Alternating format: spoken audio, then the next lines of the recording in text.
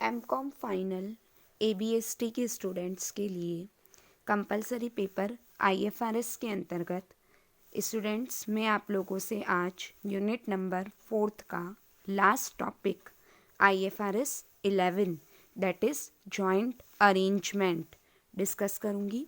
मैं doctor Sneha Babel, assistant professor accountancy and business statistics department, government Meera girls college Udaipur. आज के मेरे इस वीडियो में मैं आप लोगों को बतलाऊंगी कि आईएफआरएस 11 जो है उसका मेन ऑब्जेक्टिव जो है वह क्या है। आईएफआरएस 11 के अंतर्गत जॉइंट अरेंजमेंट को एक्सप्लेन किया गया है student.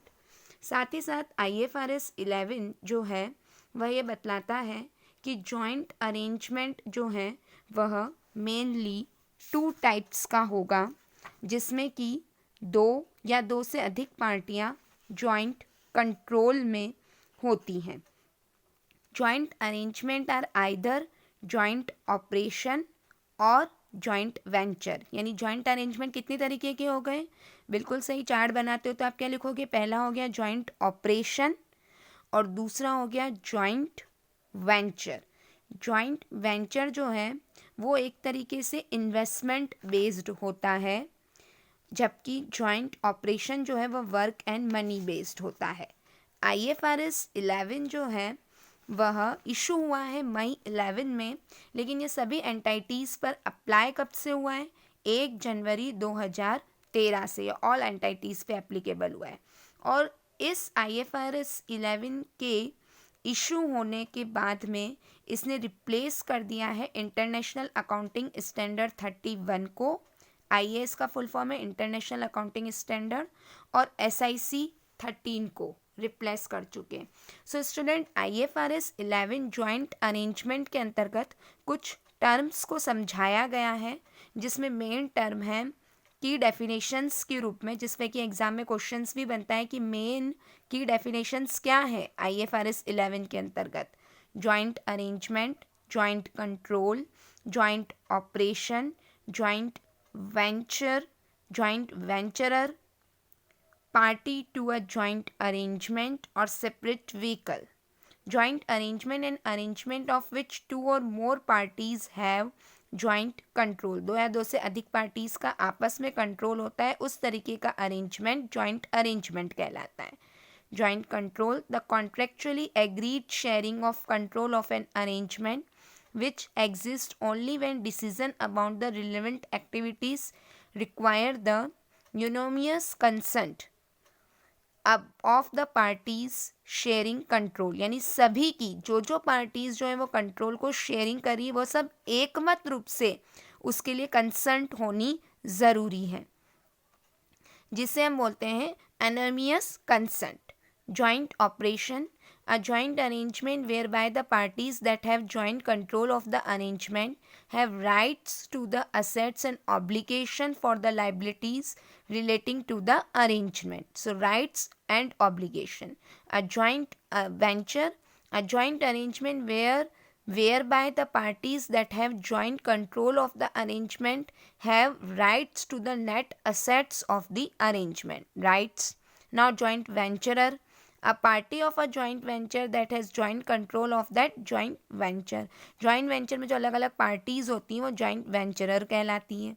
Party to a joint arrangement, an entity that participate in a joint arrangement regardless of whether that entity has joint control of the arrangement. Separate vehicle, ये important है separate vehicle भी। A separately identifiable financial structural including separate legal entities or entities recognized by statute regardless of whether those entities have a legal personality. इससे कोई मतलब नहीं कि उनकी legal personality हो या ना हो। सो अब जो हमने criteria for joint arrangement, so joint arrangement में मेन क्या होता है? जॉइंट कंट्रोल होता है। 2 या 2 से अधिक कंपनीज आपस में एग्री हैं एक साथ वर्क करने के लिए। 2 और more companies agree to work together, jointly controlled होती हैं। शेयर इक्वल रखता है, उनमें क्या शेयरिंग रहती है, इक्वल रहता है। Accounting depends on time.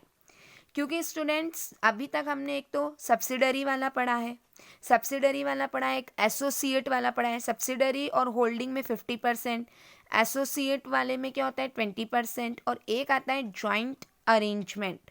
तो उसमें जॉइंट कंट्रोल होता है, शेयर इक्वल होता है, और अकाउंटिंग जो होता है वो डिपेंड्स ऑन टाइप होता है कि जॉइंट वेंचर है कि जॉइंट ऑपरेशन है।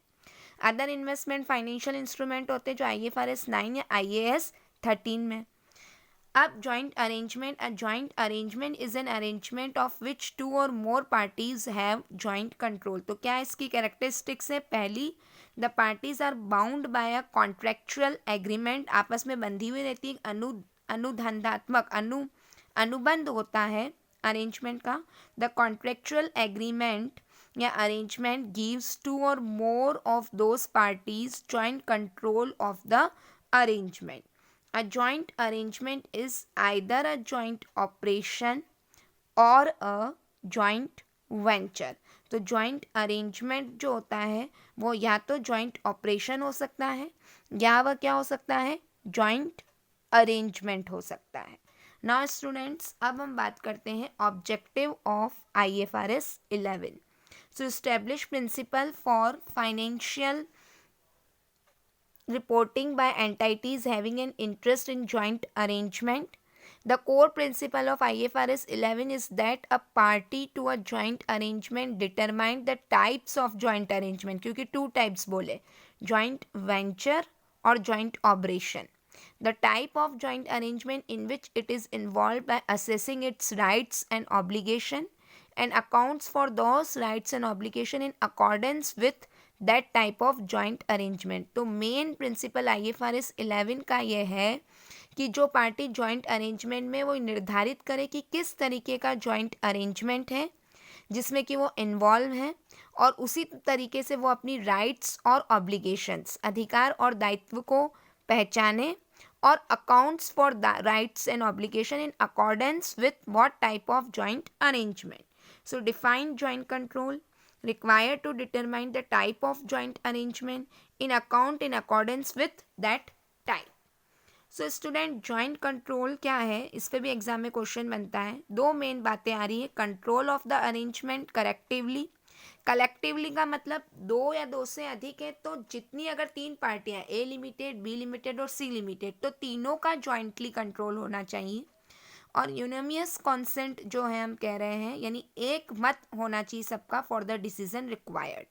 The joint control is the contractually agreed sharing of and control of an arrangement which exists only when decisions about the relevant activities require the unanimous consent of the parties sharing control. So अब हम कह रहे हैं कि control of the arrangement collectively यदि है या नहीं है।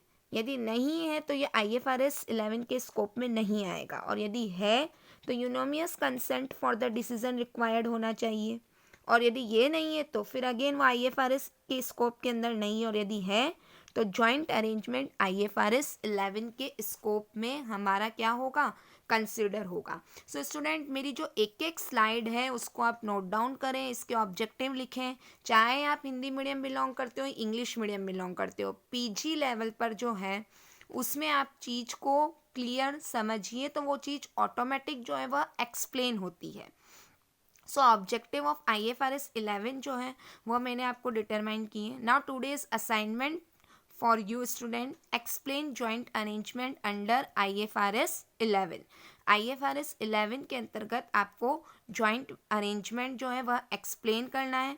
पूरे अच्छे से इस वीडियो को देखें। Now you are the student of MCOM final accountancy and business statistics, and you are this something different students from other MCOM stream students.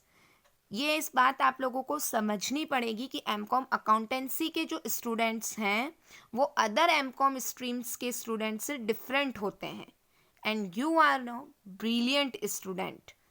तो आपको ये चाहिए कि जो रोज़ आपको असाइनमेंट दिया जा रहा है वह असाइनमेंट आपको नोट करना है, उसको कंप्लीट करना है, जिससे कि आपका इस वीडियो से रिलेटेड रिवीजन भी जो है वह कंप्लीट होता है। So students, do your work with neatly, carefully and be fast, and be punctual and be regular in viewing my videos. आप रेगुलर व्यू कीजिए, पंक्चुअलिटी के साथ व्यू कीजिए और रोज का असाइनमेंट जो है वो अपना कंप्लीट करें। Thank you.